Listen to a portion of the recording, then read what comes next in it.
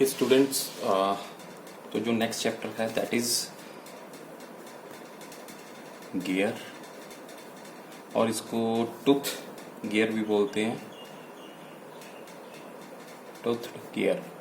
Okay, तो we are starting with this new chapter. Okay, सबसे पहले होता क्या है, what is this gear. Okay, then next question जो होगा एप्लीकेशन क्या है इसकी, why we use, where we use application of gear. Okay, is it clear? ठीक है, तो सबसे पहले मैं अगर बात करूं कि जैसा कि हमने बेल्ट ड्राइव में देखा था कि अगर हमें मोशन ट्रांसफर करना है एक शाफ्ट से दूसरी शाफ्ट के ऊपर, मान लेते हैं ये पहली शाफ्ट है, okay, and here is the second shaft, यहाँ पे दूसरी है। तो अगर मुझे इस शाफ्ट से इस शाफ्ट पर मोशन ट्रांसफर करना है तो या तो मैं पुली यूज करूंगा, okay, I will use pulley, and एक बेल्ट होगी जो ओपन बेल्ट ड्राइव टाइप की, उसके ऊपर से एक बेल्ट लगा दूंगा। ओके, तो मान लेते हैं कि ये ड्राइवर है और ये ड्रीवन है, तो ड्राइवर क्या करेगा, थ्रू बेल्ट ड्रीवन को घुमाएगा। ओके, तो लेकिन इसमें प्रॉब्लम आ जाती है, किस चीज की प्रॉब्लम आती है? पहला तो स्लिप, कि कई बार ऐसा होता है कि जो बेल्ट है वो एक पुली ड्राइवर के ऊपर होती है या ड्रीवन के ऊपर होती है, तो अगर ड्रीवन के ऊपर है तो वो ड्रीवन को कैरी नहीं करती अपने साथ, उसके ऊपर से स्लिप हो जाती है। अगर ड्राइवर के ऊपर है तो ड्राइवर अकेला घूम जाता है, बेल्ट को कैरी नहीं कर पाता। ओके, तो स्लिप प्रॉब्लम रहती है। इस स्लिप प्रॉब्लम के कारण हमारे पास जो वेलोसिटी रेशियो है, वो कांस्टेंट नहीं मिलता। वेलोसिटी रेशियो कांस्टेंट है, वो नहीं मिलता हमें। अब इस वेलोसिटी रेशियो कांस्टेंट का मतलब क्या है? मान लो हमारी ये आरपीएम 10 आरपीएम से घूम रही है, मैं चाहता हूं कि ये 15 आरपीएम से घूमे। ओके, एग्जैक्ट, तो ड्यू टू स्लिप ये एग्जैक्ट 15 आरपीएम से नहीं घूमती है, यानी N1 बाय N2 है वो नॉट इक्वल टू, मतलब एक फिक्स वैल्यू के बराबर नहीं होता, कांस्टेंट नहीं रहता। जो मुझे चाहिए, जो रेशियो मुझे चाहिए, अगर मैं चाहता हूं कि ये 10 से 15 पे घूमे, यानी इसकी स्पीड बढ़ाना चाहता हूं, तो ऐसा नहीं होगा। अगर 10 घूम रही है 5 पे घूमना चाहिए ये ड्रीवन पुली या ड्रीवन शाफ्ट, तो ऐसा भी नहीं होता। ऐसा क्यों नहीं होता? क्योंकि स्लिप हो जाती है बेल्ट। तो यहाँ पे हमें वेलोसिटी रेशियो कांस्टेंट नहीं मिलती। ओके, तो तीसरा है पावर ट्रांसफर। ये नो डाउट ज्यादा पावर ट्रांसफर कर सकती है, पावर ट्रांसफर। लेकिन कई बार क्या होता है कि अगर बेल्ट स्लिप कर जाती है एकदम से, तो वो बहुत ज़्यादा उसके ऊपर लोड पड़ा हुआ है, तो डैमेज हो सकता है, शाफ्ट डैमेज हो सकती है, पुली खराब हो सकती है। ओके, बेल्ट उतर जाती है, रन आउट हो जाती है बेल्ट पुली के ऊपर से। ठीक है, चलते चलते उसको फिर से पुली के ऊपर रखना पड़ता है बेल्ट को। So these are some of the problem that we encounter with the belt drive. So इन सभी प्रॉब्लम को हटाने के लिए हम क्या करते हैं, हम गियर यूज करते हैं। ओके, गियर की अगर मैं थोड़ा बेसिक बताऊं, ये दो फ्रिक्शन सर्कल हैं। मान लो एक डिस्क थी, फ्रिक्शन डिस्क का मतलब है, जैसे जो आप लोगों ने पुराने समय में देखा होगा, जो नाइफ वगैरह शार्प करते हैं, चाकू छुरी तेज करते हैं, उनके पास एक डिस्क लगी होती थी जो घूमती होती थी। ये वैसी कोई डिस्क होगी जिसकी सरफेस रफ होगी, उसके साथ दूसरी डिस्क आ जाएगी, उसकी भी सरफेस रफ होगी, और जब ये डिस्क घूमेगी तो ये वाली डिस्क इसको ड्यू टू फ्रिक्शन अपने साथ घुमा देगी। ओके, लेकिन ये यूज करते थे जब हमें लो पावर ट्रांसफर करनी है। लो पावर, जैसे ही पावर थोड़ी ज्यादा डाली गई इसके ऊपर, इसको ज्यादा पावर ट्रांसफर करना पड़ा, या ये इनकी जो टॉप सरफेस है वो रफ हो गई यूज करने के बाद, ओके, तब यहाँ पे भी क्या प्रॉब्लम आ गई, स्लिप की प्रॉब्लम आ गई है। ठीक है, तो हमें भी एग्जैक्ट वेलोसिटी रेशियो नहीं मिला, तो इसका एक सोल्यूशन किया कि इसके ऊपर थोड़े थोड़े टूथ बना दिए गए हैं। तो अगर मैं बनाऊं अब टूथ भी,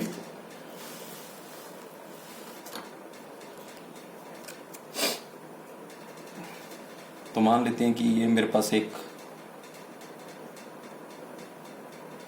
व्हील है जिसके मैं दो टूथ बना देता हूं।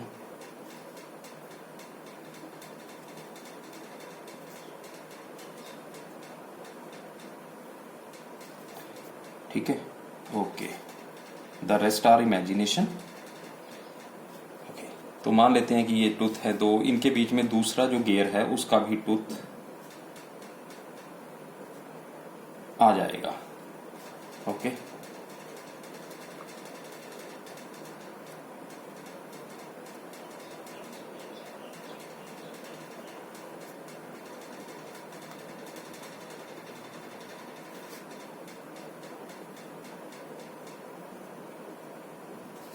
ये इसका सेंटर हो गया, ये दूसरे गियर का सेंटर हो गया। मान लो कि ये ड्राइवर है, ये घूम रहा है क्लॉकवाइज, तो ये इसको एंटी क्लॉकवाइज घुमा देगा।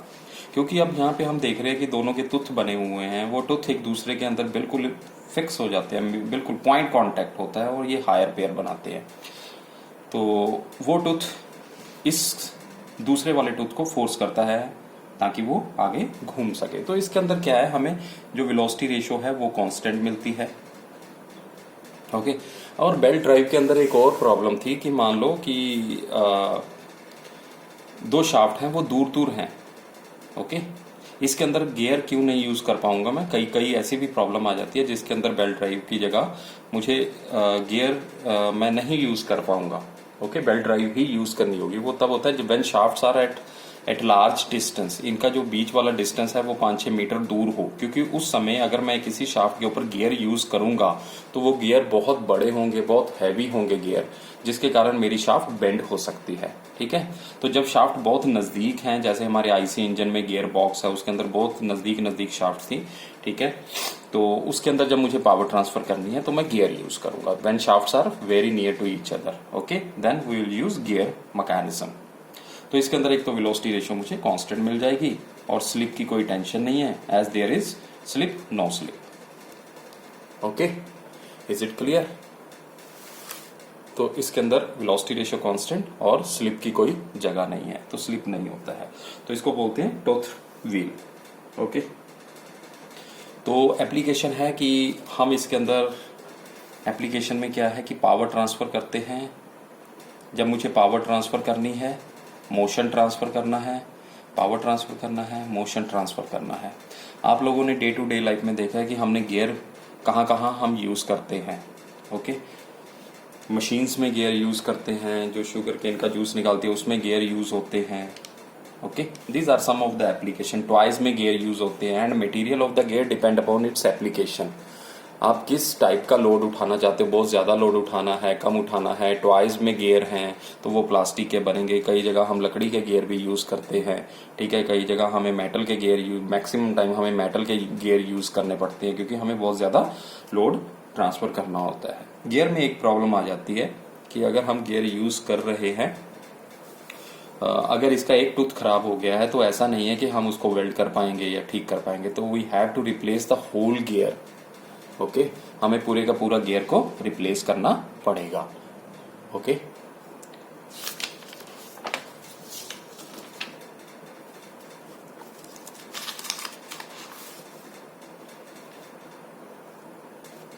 ओके, नेक्स्ट क्लासिफिकेशन है गियर कौन कौन से होते हैं।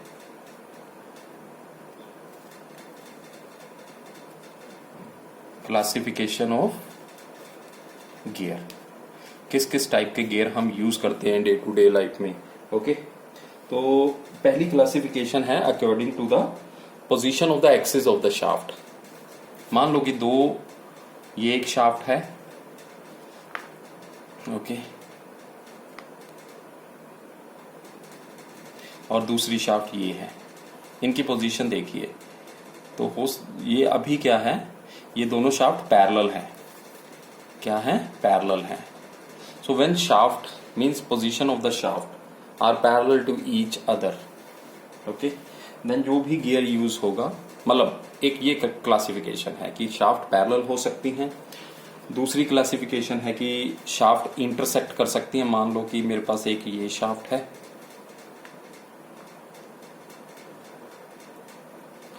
एक शाफ्ट ये है। अगर मैं इसकी सेंटर एक्सिस को बढ़ाऊं और इसकी center, they both will intersect over here, so these are the intersecting shaft. Okay, third आ जाता है non intersecting and non parallel, ये है इंटरसेक्टिंग। ओके, थर्ड आ जाता है हमारे पास non intersecting and non parallel. तो इसके अंदर मान लेते हैं कि एक शाफ्ट इस डायरेक्शन में है और दूसरी शाफ्ट मेरे पास कुछ इसके ऊपर से ऐसे जा रही है, इसके ऊपर से, like one shaft is like this and another shaft is like this. ये इस तरफ मूव कर जाएगी और ये इस तरफ, ना तो ये इंटरसेक्ट करेंगे कहीं पे, ना ही ये पैरेलल है। Okay, one shaft is like this, another is like this. So इनको स्क्यू लाइंस भी बोलते हैं, स्क्यू गियर भी बोलते हैं। जिन गियर की दो शाफ्ट्स ना तो इंटरसेक्ट करती है ना ही पैरेलल होती है, उनको स्क्यू गियर बोलते हैं। अगर कुछ स्क्यू लाइन कोई पूछे तो उसका मतलब होता है कि दो लाइंस जो ना तो इंटरसेक्ट कर रही है कहीं पे भी, ये दोनों दूर दूर हैं, और ना ही वो पैरेलल हैं एक दूसरे के। ओके, तो उनको स्क्यू लाइन बोलते हैं। गियर की टर्म में उनको स्क्यू गियर बोल देंगे। ओके, इस जो पैरेलल जब शाफ्ट होती है हमारे पास, तो जो गियर यूज करता हूं उसको मैं बोलता हूं spur gear. Spur gear. Okay, is it okay? तो हमारे पास स्पर गियर होते हैं। अब स्पर गियर होते क्या हैं? वो गियर जिनके teeth parallel to the axis होते हैं। मान लो कि मैं इसके ऊपर एक गियर लगा रहा हूं, ये गियर लगा दिया मैंने, ये जो मैं ऊपर से बना रहा हूं लाइनें, ये शो कर रहा है टीथ ऑन द गियर। मतलब अगर मैं इसको ऊपर से देखता हूं, ये मेरे पास है कुछ ऐसा गियर बन जाएगा, है ना। और यहाँ पे ये टीथ बन के आएंगे, ऐसे ऐसे ऐसे ऐसे, चारों तरफ कुछ टीथ बन के। ये टीथ अंदर को जा रहे हैं, ये टीथ अंदर को सीधे जा रहे हैं, बिल्कुल इसके पैरेलल जा रहे हैं शाफ्ट के। ओके, ठीक है। तो इनको बोलेंगे स्पर गियर। क्या बोलेंगे? Spur gear. When shafts are parallel, okay, तो स्पर गियर। अगर मान लो कि ये जो गियर हैं दूसरे में भी ऐसा ही होगा, ये भी सीधे सीधे होंगे। ये नॉर्मल डे में हमने देखा है, जो शुगर केन वाली मशीन होती है या कोई और मशीन होती है जिनके अंदर गियर मैश होते हैं या टॉय गियर होते हैं, उनके अंदर मैश होते हैं, वो सभी स्पर गियर होते हैं। तो स्पर गियर वो गियर होते हैं जिनके जो टीथ होते हैं वो parallel to the axis of the shaft होते हैं, वो मुड़े नहीं होते। ठीक है, अगर मेरे पास कोई डिस्क है उसके ऊपर गियर सीधे सीधे जाएंगे, ओके, वो मुड़ेंगे नहीं। और इसी की कैटेगरी में आ जाते हैं हमारे पास helical gear, single helical gear और double helical gear. Single helical gear and double helical gear. अब सिंगल हेलिकल गियर वो होता है जिनके गियर हैं, मान लो ये मेरे पास, मैं ऊपर से देख रहा हूं, ये मेरे पास गियर था, है ना, और इनके अगर स्पर की बात करूं तो वो पैरेलल, जो टूथ थे वो parallel to the axis of the shaft थे, ये एक्सिस ऑफ द शाफ्ट है। तो इनके जो गियर होंगे वो पैरेलल नहीं होंगे, they are at certain angle with the axis of the shaft. वो शाफ्ट के साथ कुछ एंगल बनाएंगे, यानी टूथ इस डायरेक्शन में होंगे। Is it clear? ठीक, दूसरा जो टूथ जुड़ेगा इसके साथ वो भी हेलिकल ही होगा, बट ओपोजिट साइड में होगा वो helical. Okay, hope I made it clear. ठीक, अब double helical gear. Double helical gear में क्या करता हूं मैं,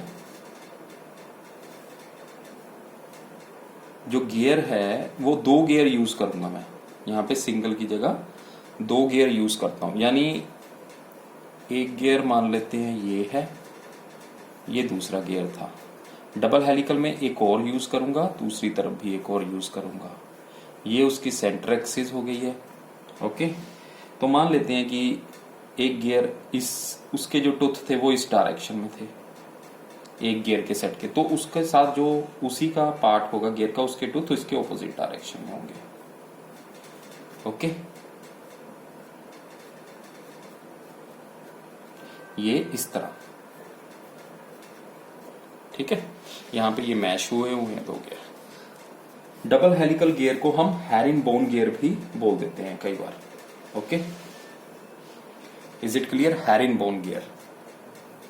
अब इस डबल हेलिकल गियर का एडवांटेज है सिंगल हेलिकल गियर के ऊपर। ठीक है, हैरिंगबोन, इसको बोलते हैं herringbone, HERRING, herringbone, BO, herringbone gear. जब डबल हेलिकल गियर या हैरिंगबोन गियर, एक ही नाम है इनका। ओके, एक ही नाम है, हैरिंगबोन गियर। तो इसके अंदर क्या है कि स्ट्रेसेस आ जाती है, दांत इसके जो टेढ़े हैं, इसके टूथ व्हील एंगल पे है, उसके कारण स्ट्रेसेस आ जाती है, वो एक ही डायरेक्शन में है, तो शाफ्ट मेरी बेंड हो सकती है। लेकिन जब मैं डबल हेलिकल गियर यूज करता हूं ना, तो जो स्ट्रेसेस इस डायरेक्शन में ये वाला गियर प्रोड्यूस कर रहा था, उसके ऑपोजिट ही मैंने दूसरा गियर यूज किया इसके साथ। ओके, तो जो स्ट्रेस वो एक डायरेक्शन में ये प्रोड्यूस कर रहा था, ये वाला गियर वही स्ट्रेस दूसरी डायरेक्शन में प्रोड्यूस करेगा, ऑपोजिट डायरेक्शन में, और वो स्ट्रेस क्या होंगी, कैंसल आउट हो जाएंगी। ओके, तो this is the advantage of the herringbone gear over the helical gear, single helical gear. ठीक है, क्लियर है।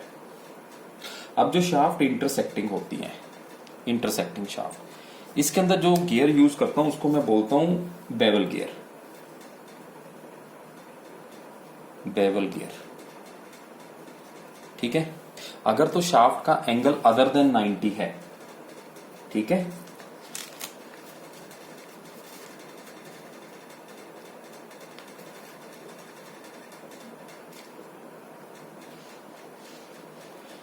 अगर तो एंगल, ये वाला एंगल मान लेते हैं थीटा, इफ थीटा इज 90, मतलब एक शाफ्ट मेरी इस तरफ है और दूसरी शाफ्ट इस तरफ है। ठीक है, एक शाफ्ट इस तरफ है और दूसरी शाफ्ट इस तरफ है, यानी एंगल कितना हुआ, 90 डिग्री। ठीक, तब मैं इसको बोलूंगा माइटर गियर। ये क्वेश्चन कई बार पूछा जाता है, mitres gear. If angle is not equal to 90, means other than 90,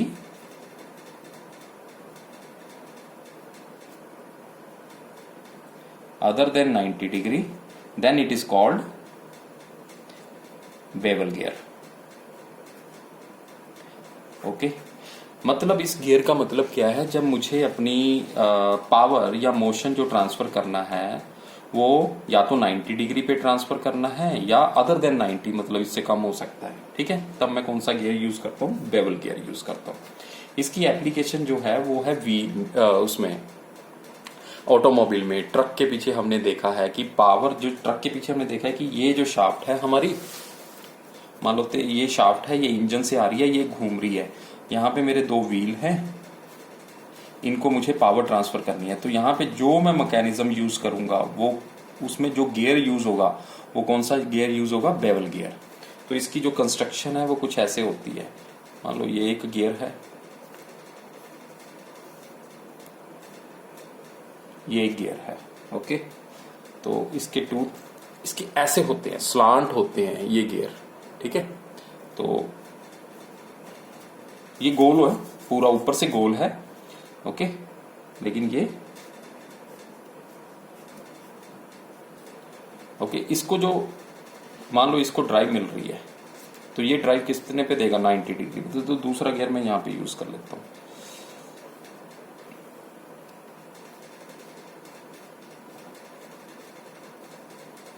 ठीक है, जब ये घूमा, ये गोल गोल घूमेगा, ये इसको घुमा देगा, तो 90 डिग्री में मेरी पावर और मोशन ट्रांसफर हो गया। इसको बोलते हैं बेवल गियर।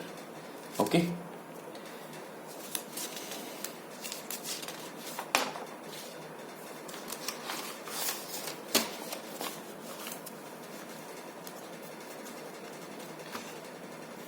नेक्स्ट इज जो क्लासिफिकेशन है।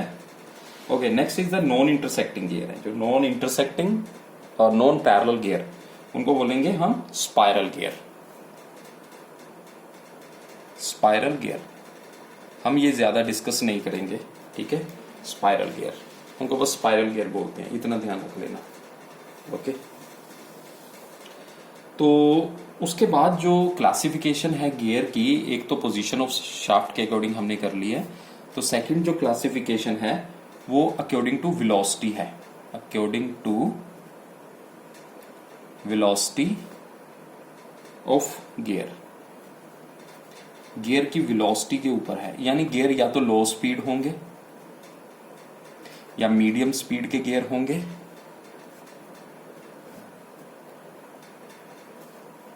या हाई स्पीड के गियर होंगे। Okay, is it clear? तो जो लो वेलोसिटी के गियर हैं उनकी वेलोसिटी होगी 3 to 15 मीटर पर सेकंड। ये मैं लीनियर वेलोसिटी की बात कर रहा हूं कि उसके ऊपर अगर कोई गियर के ऊपर टेंजेंट पॉइंट ले ले, हम पॉइंट ले ले उसकी टेंजेंशियल वेलोसिटी। ओके, सो 3 से लेके 15 तक जो है हमारे पास, सॉरी 3 से लेके 15 तक तो यहां पे है मीडियम वाला।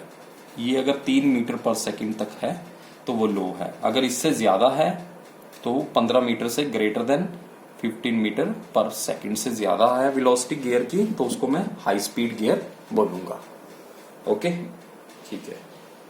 उसके बाद है gear according to type of gear. Classification क्या है? According to type of gear, मतलब मेरा गियर एक्सटर्नल होगा या इंटरनल होगा, या मेरा gear rack and pinion type का होगा। ठीक है, rack and pinion. Pinion gear उसको बोलते हैं, दो गियर में से अगर कोई एक पिनियन गियर होगा, इसका मतलब है कि वो छोटे वाला गियर है। छोटे वाले गियर को हम पिनियन गियर बोल देंगे। एक्सटर्नल गियर वो होता है जिसके टूथ बाहर होंगे, जैसे ये गियर है, इसके टूथ बाहर हैं।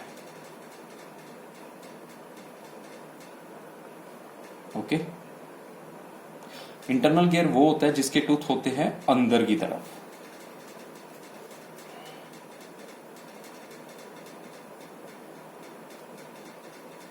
जैसे ये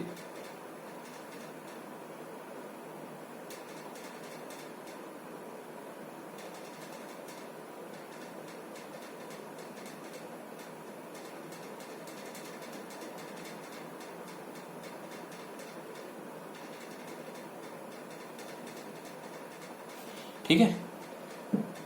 तो ये अंदर को जगह बनी होती है, या मतलब